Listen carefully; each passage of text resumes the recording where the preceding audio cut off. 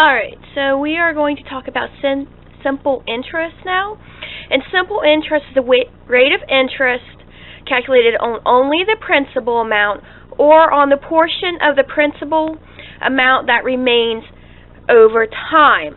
And it can be applied over a time period other than a year, such as a month, a week, or even daily.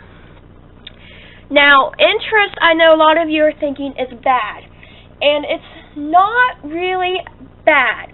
So, for example, I have a savings account, and I get interest on that. What that means is the bank is paying me to keep my money with them.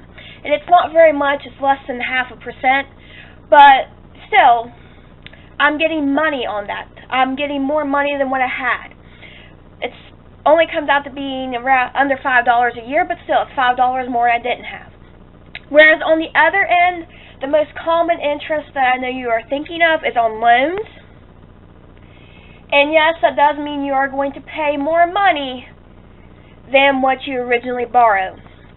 So the most common is car loans, student loans, house payments, and so on. And different loans, different loan companies are going to charge different interest rates. However, the formula that I'm about ready to give you will work for all of those cases. Now, this is simple interest only. Compound interest will get a little bit more complicated, and it may not always work this way. So our formula for simple interest is interest equals principal, and your principal is just your original amount, so it's whatever money you have originally, your rate, and that is how much interest you are going to be charged. It's usually 8%, sometimes they will have it in a decimal form, and time is how long you are borrowing that money, or investing that money, or so on. So again, our formula is interest equals principal times rate times time, and sometimes you will see that shortened to being I times P times R times T. So let's look at a problem. And this is not a word problem, this is just a basic setup.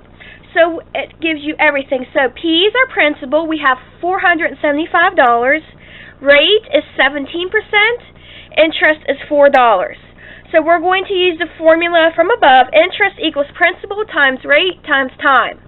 So interest is our unknown, that's what we're trying to solve, so we are going to leave that alone, and we are simply just going to drop in the information that we know. So our principal is $475, and I dropped out the $sign, so that way we have less in our workspace. 17% is our rate, and I went ahead and changed that over to a decimal, so I made it 0.17. You can leave it as a percent if you want, but this is easier for me to work with, and I'm sure it's going to be easier for a lot of you.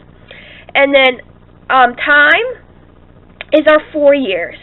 So we just simply multiply that, and when we do that, we get an interest of $323. Right?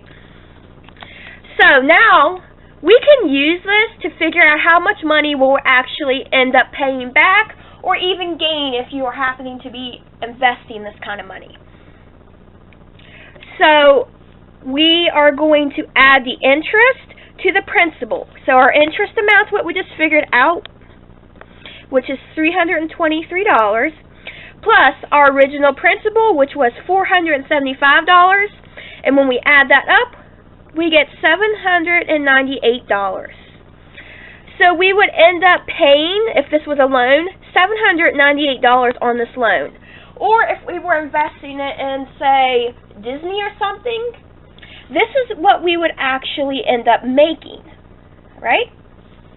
So that is a very basic, simple interest problem. I hope that helps you.